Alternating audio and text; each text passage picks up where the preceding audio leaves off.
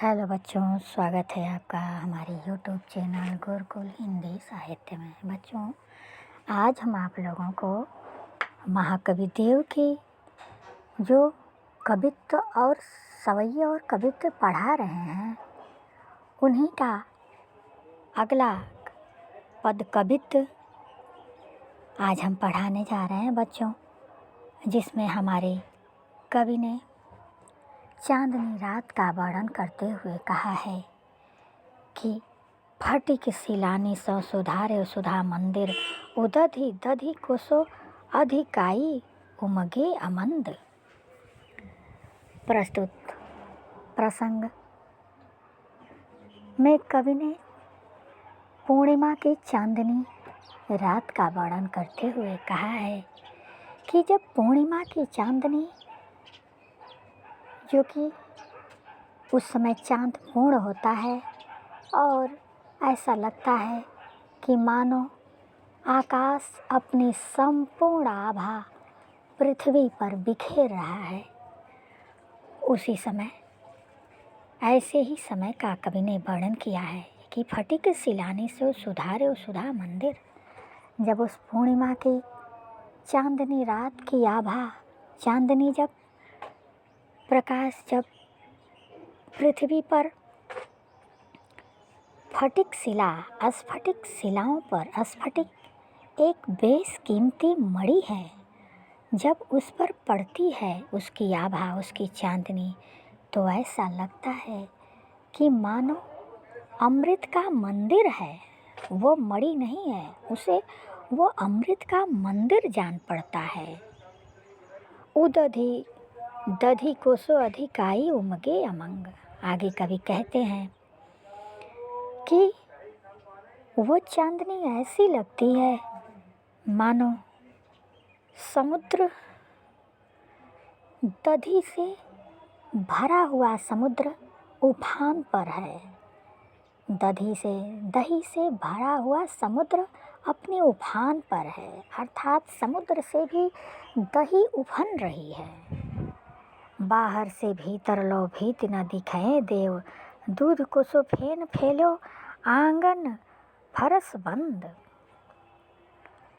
जो स्फटिक मणियों से उनकी चांदनी कवि को ऐसी प्रतीत हो रही है कि जब स्फटिक की शिलाओं पर वो चांदनी पड़ती है तो एक सुधा का मंदिर लग रहा है, और उस सुधा मंदिर की जो दीवारें हैं, जब वो चांदनी उस स्फटिक पर पड़ती है तो ऐसा लगता है कि उस मंदिर की दीवारें भी बाहर से भीतर तक दिखाई नहीं दे रही है, सिर्फ चांदनी की धवलता ही उन्हें दिखाई दे रही है।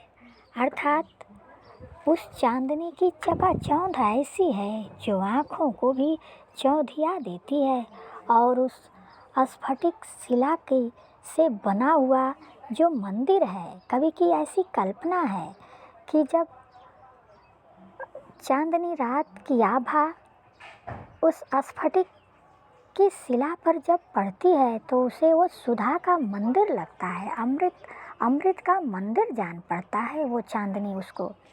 और वो उस मंदिर, उस आभा जब वहाँ से वो आती है आकाश से, तो आभा ऐसी है कि उस स्फटिक से बने हुए मंदिर की दीवारें भी दिखाई नहीं देती हैं, सिर्फ चांदनी ही चांदनी, सिर्फ धवलता ही धवलता दिखाई देती है।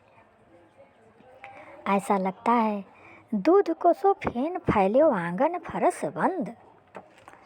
वो चांदनी कैसी लग रही है, तो ऐसा लगता है कि उस मंदिर के फर्श पर, जो उस मंदिर में कवि की कल्पना है कि जो वो मंदिर बना हुआ है स्फटिक का, उसके फर्श पर दूध का फेन फैला हुआ है, दूध का झाग फैला हुआ है। तारा सी तरुणिता में ठाढ़ी झिलमिली होती। जब आकाश पूर्ण चंद्रमा और ताराओं से पूर्णिमा के दिन भर जाता है तो उस ताराओं के समूह को देखने से ऐसा लगता है मानो परियां उसमें झिलमिला रही हैं। मानो तरुणियाँ परियाँ युवतियाँ जो है परी बनकर उसमें झिलमिला रही हैं। ताराओं का समूह ऐसा लग रहा है। मोतिन किसी ज्योति मिलो मल्लिका सो को मकरंद। और जब उसकी ज्योति मल्लिका की लता पर पड़ती है तो उन लताओं में जो फूल खिले हुए हैं, सफ़ेद सफ़ेद फूल खिले हुए हैं, वे ऐसा लगता है कि मोतियों से लग रहे हैं। और मकरंद से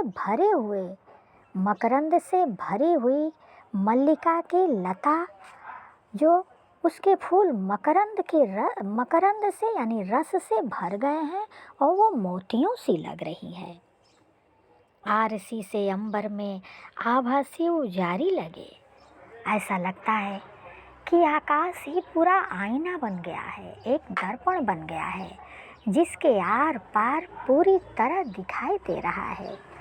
उसकी आभा इतनी धवल है कि वो आईने के समान आर पार दिखाई दे रहा है।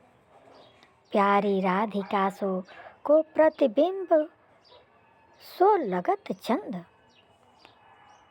या ऐसा लगता है जब उसकी चांदनी बिखरती है, जब उसकी चांदनी स्फटिक के शिला पर पड़ती है, इस पृथ्वी पर पड़ती है, तो ऐसा लगता है कि प्यारी राधिका का प्रतिबिंब हो। राधिका की धवलता, राधिका जी इतनी धवल हैं, इतनी श्वेत हैं कि वो चांदनी ऐसी लग रही है मानो सजी संवरी धवलता से परिपूर्ण राधिका जी हों।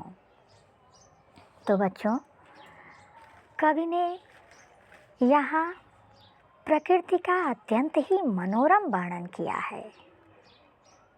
जो कवि की कल्पना है बहुत ही अनूठी है। कवि ने ब्रज भाषा का प्रयोग किया है, सरस ब्रज भाषा का प्रयोग किया है। कवि ने इस कवित्व छंद में रूपक, मानवीकरण, उपमा आदि अलंकारों की छटा बिखेरी है।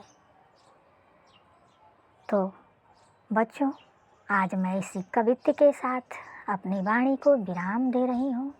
अगले पद्यांश के साथ मैं फिर आ रही हूँ। तब तक के लिए धन्यवाद।